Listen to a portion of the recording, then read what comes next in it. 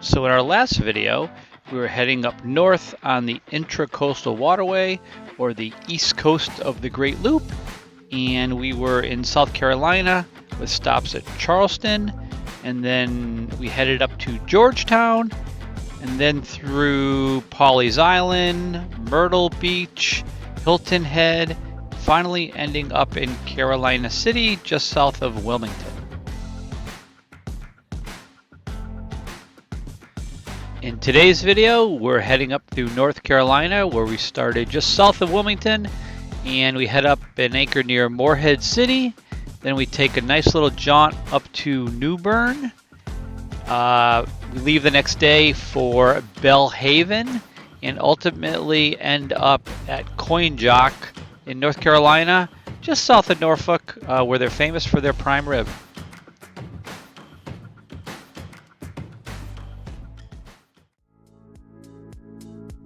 Have you ever dreamed of selling it all and cruising into the sunset? Well, that's exactly what we did. It's no fun going it alone though, so why don't you join us for the ride?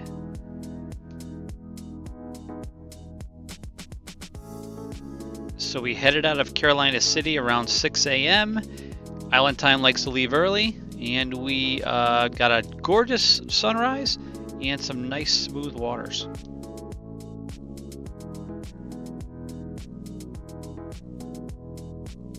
The ride was super pleasant, and it was kind of nice to see a lot of marshes and tidal areas with houses set way back, not like what we were used to seeing in Myrtle Beach and Hilton Head.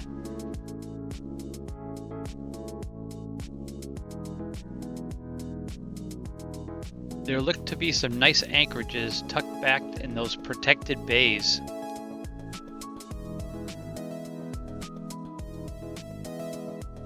One thing that was nice to see here and throughout our trip were all the nesting areas for the ospreys.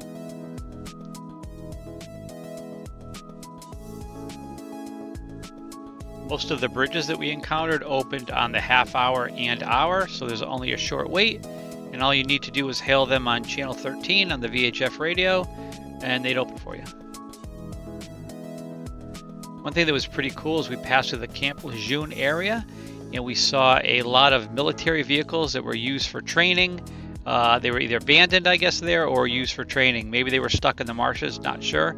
But it was pretty cool to see. We could also hear exploding ordnance in the distance, so there were obviously training exercises going on.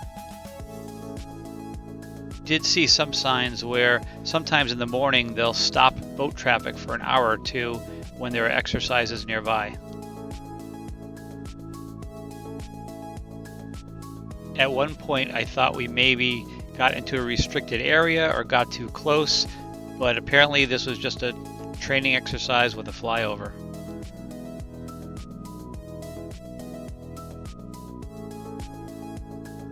It turned out to be an absolutely beautiful day with very low winds, and we were able to cruise along at about 13 knots. We knew we had kind of a long day ahead of us, so we wanted to push it a little bit. But there was very little boat traffic and very easy going. And the crew keep themselves occupied as usual. We fueled up in Morehead City, got a good price, I think at about $3.40 a gallon, and then we wanted to head up towards the Neuse River to anchor for the night, passing by this large cargo ship through a narrow opening in the bridge. Here's what tonight's anchorage looks like in between Beaufort, North Carolina and New Bern, North Carolina. Right off the Intracoastal, but it's super wide here. And then in our backyard, oh, no privacy. $1 million houses. How dare they? How dare they build on our anchorage? They must just love all these boats anchoring in their backyard.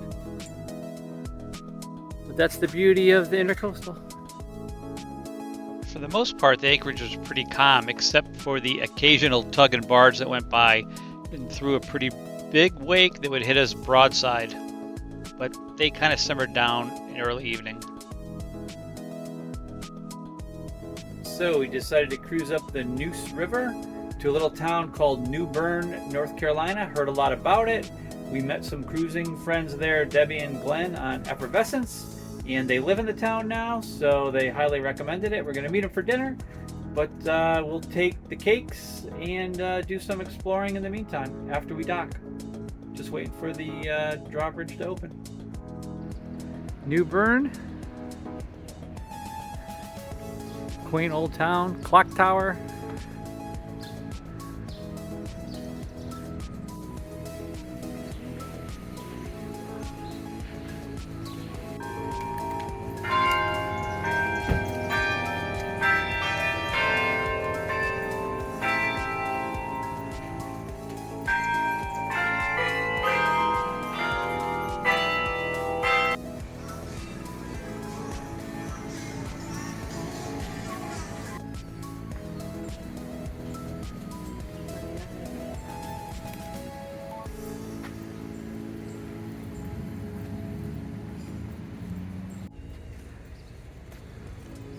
Nice little park in the center of town.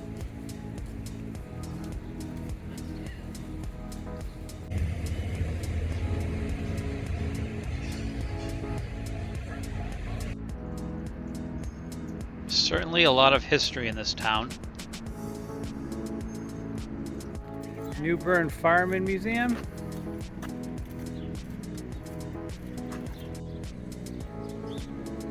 Railroad right through the center. This may just be the Bear City.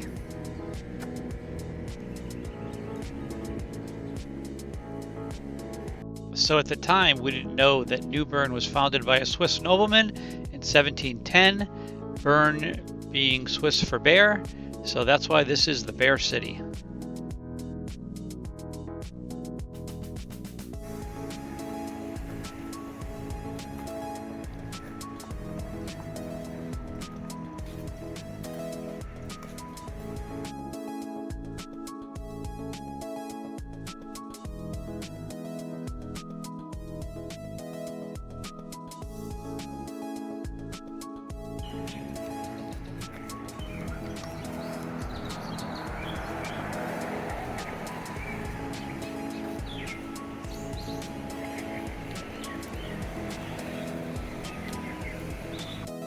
New Bern is also known for the Tryon Palace, which is a former, I believe, governor's mansion and now a tourist attraction and museum, which you could take a tour. We opted not to, but we did walk around the grounds.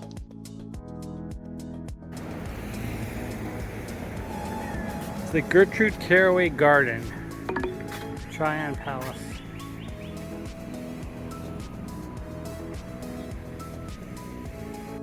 And after our exhausting walking tour, of course, Island Time had to stop at a wine bar for some wine and cheese.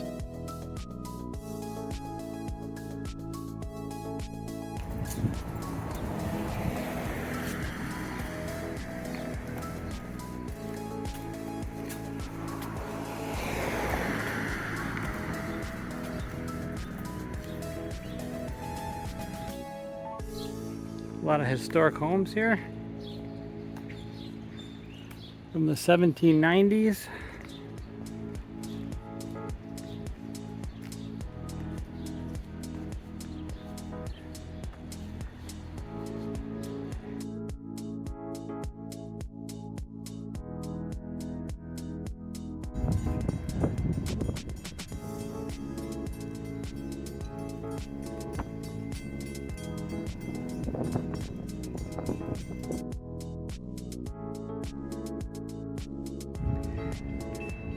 Riverwalk with the convention center.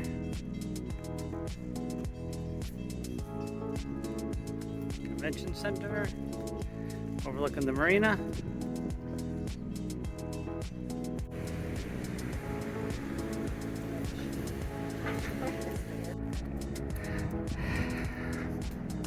Here's Island Time. I think Lori's gonna wash her.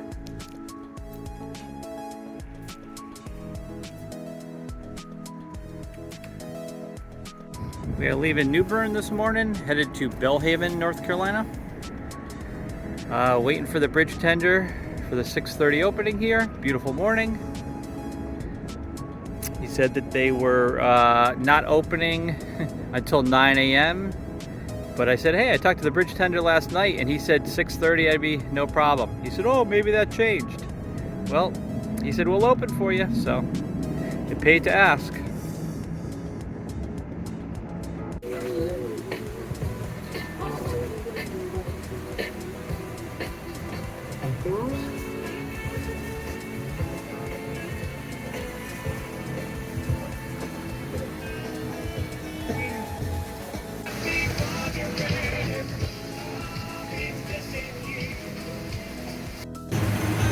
Nice lake glass today on the Neuse River. Headed toward Belhaven.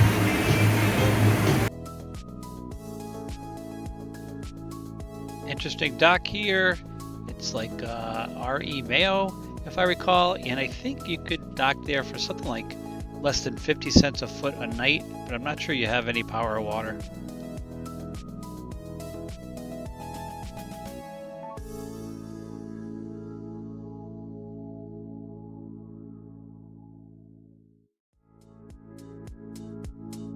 As always, you got to keep an eye out for barge traffic and give them a nice wide berth.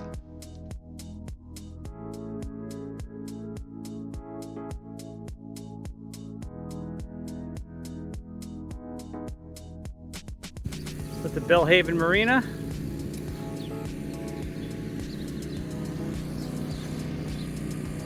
In Belhaven, just dealt with Brad. He was awesome. Looks like they have a deck here. Rocking chairs, seating area here, cruisers.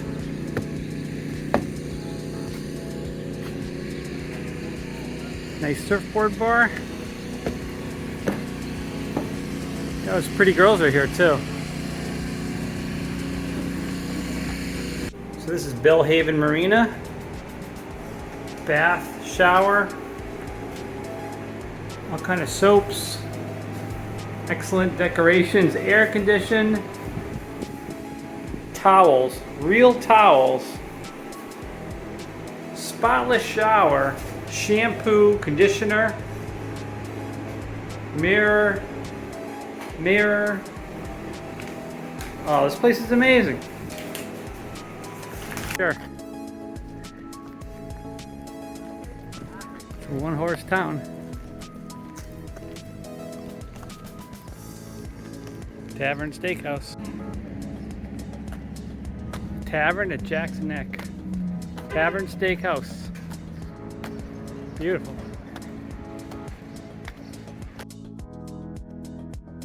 If New Bern was the bear city, maybe this is the blue crab city?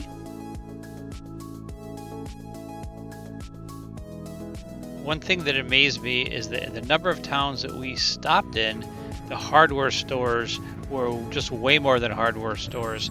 Absolutely amazing. Clothes, decor. Back at the Belhaven Marina, we discovered that they offer free laundry, which was a nice little perk.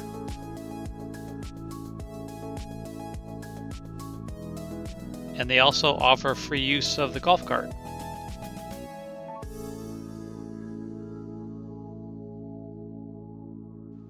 There were definitely a lot of little nice touches for cruisers here that you don't really find at the larger commercial marinas. And yes, we took advantage of this bundle deal.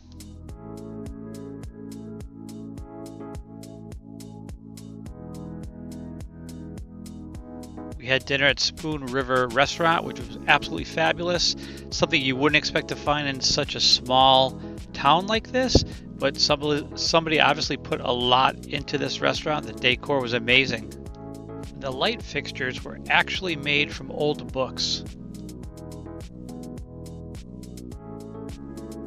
So it looks like this guy in the sailboat is heading to this bridge. Most bridges are 65 feet on the Intracoastal.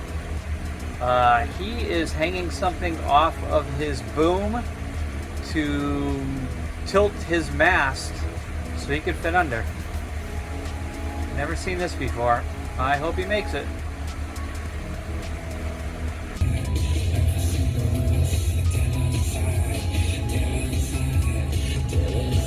I don't see how he's going to clear it. No, you're right. You can't. Look, I can see it move in the glare. Yep.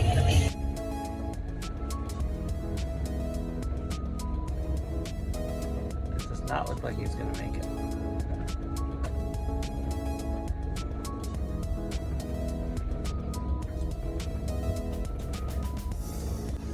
He got through. Holy shit.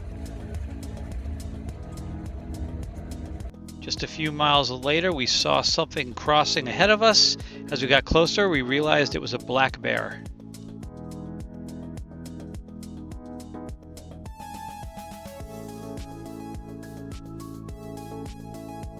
And once the fog finally cleared, we were treated to a gorgeous day.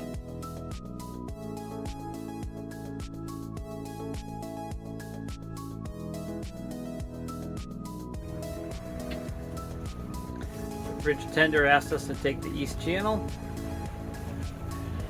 which we will do.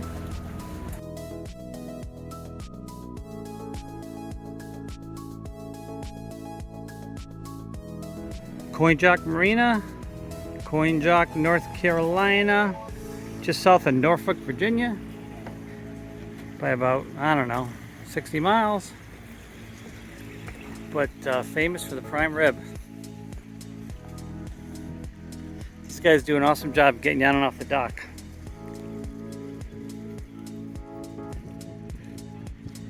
Gotta go check in.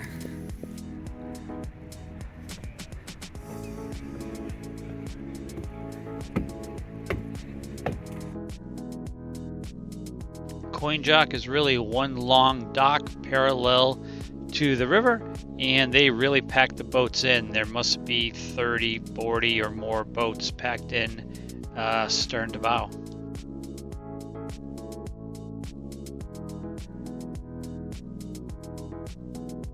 The restaurant itself is pretty unassuming, but you can eat inside. It's air conditioned. We chose to eat outside because we had pancake with us. We were also joined by this character named Bob that we met on the dock. He was a solo sailor, used to work on Broadway doing sound engineering, but now he's sailing solo and asked us to help him off the dock the next day at 5 a.m. So we're at Coinjock with the 32 ounce. How do we say? It's hard to say because you can't even tell, but that's a good looking. With Lulu. I got a wedge salad. We'll see And what Bob? that looks like. Whoa. What did you get, Bob? Bob said it I did. got the caprese salad and a New England clam chowder. And I guess they're both coming out at the same time. but I did have the princess cut For lunch. for lunch. That's like the 16 ounce, right? Well, half. if that's the full size, mine wasn't a princess. Mine was a what's smaller than a princess? A lady in waiting. But that is that's a big piece. one. That's for a big boy. We're gonna do some damage. All right, so my vote on the prime rib is skip it. It was way over seasoned, enough where the next day I woke up still tasting whatever seasoning they used. I mean, it was cooked perfectly, but for like the $60, I don't know. I definitely wouldn't do it again. Not disappointed that I did it once. No regrets, but nah, I would say pass on it. Thank you all for watching, and if you haven't done so, please like and subscribe to our channel.